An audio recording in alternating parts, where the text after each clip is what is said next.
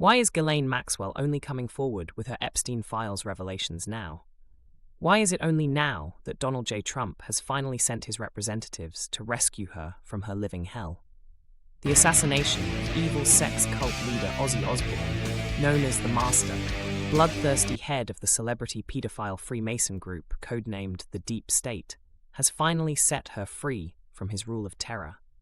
The truth in the Epstein Files is so shocking that President Trump has had to prepare a ruthless new armed force, codenamed ICE, Invictus Commodius Exeunt in Latin, to prepare for the inevitable civil unrest when the truth is revealed. Fact: Osbourne's psychedelic Satanist psyop group Black Sabbath was originally called the Deep State, but the record company demanded something more evil-sounding. Fact: Osbourne's iron fist takeover of the real Deep State introduced half a century of celebrity Satanist takeover disguised as pop culture. Fact: Gay Deep State supremo Elton John, introduced to the world by his lizard people anthem Crocodile Rock, was charged with recruiting young boys for the movement.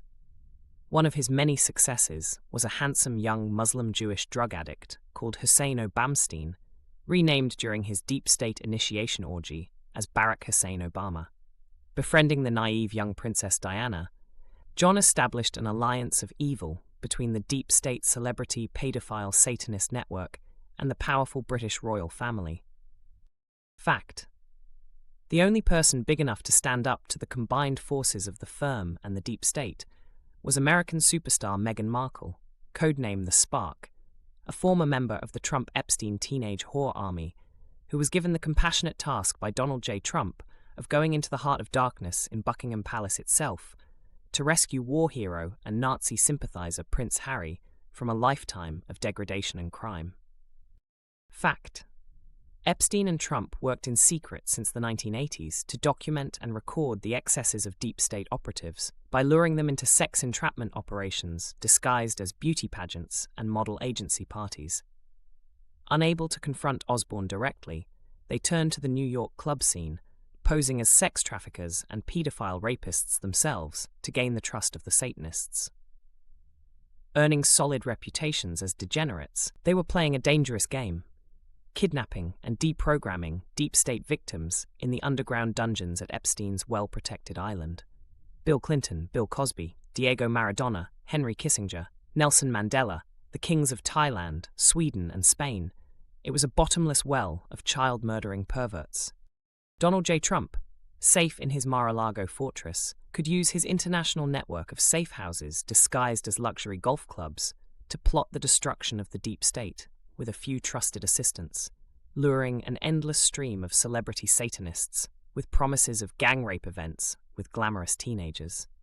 Recruited by Trump from innocent runaways and homeless victims that Ghislaine, codename Big Max, had selflessly rescued from prowling woke Antifa predators on behalf of the Trumpstein organization.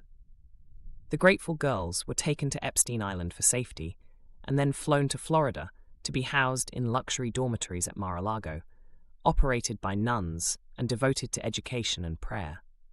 They were told about the Deep State menace and sworn to secrecy. United by their love and respect for Trumpstein's sacred task, this huge network remains loyal and silent today, many of them working tirelessly in the secret parts of the new White House, cleansed at last of the Deep State woke scum that had infected every part of the federal government since the tragic period of Obamstein's mock presidency and Biden's attempted genocide of the American people by biological warfare.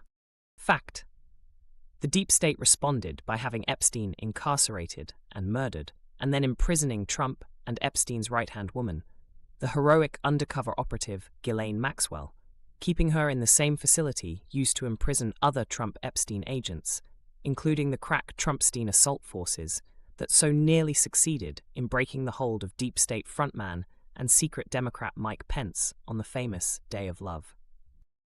The game was so dangerous that for operational security reasons, Epstein and Trump, so close they often referred to themselves as Trumpstein, decided to pretend to have fallen out and stopped appearing in public together. Having confided in his evangelical allies, Trump recruited partners in the Catholic New York Italian mafia and from Vladimir Putin's Christian-inspired KGB movement, calculating that their shared deep Christian faith would protect both him personally and the army of teenage girl agents he was recruiting from the Satanist celebrity threat. But Epstein was not so lucky.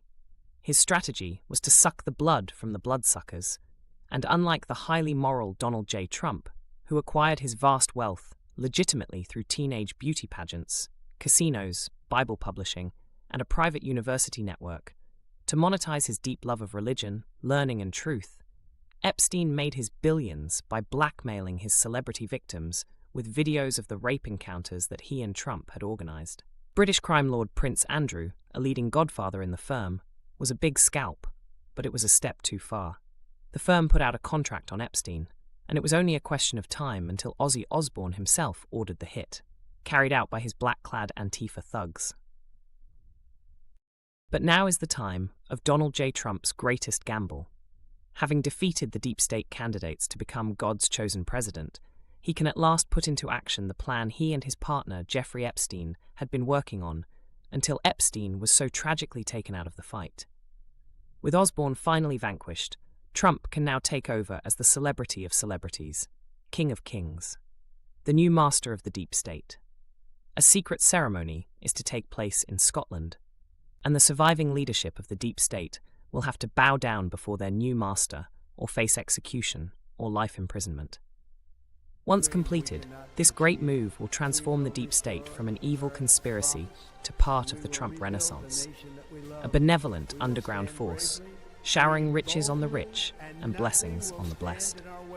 And who better to take her rightful place at the head of this mighty force for good than Big Max herself, true-hearted, chaste, honest and noble Ghislaine Maxwell.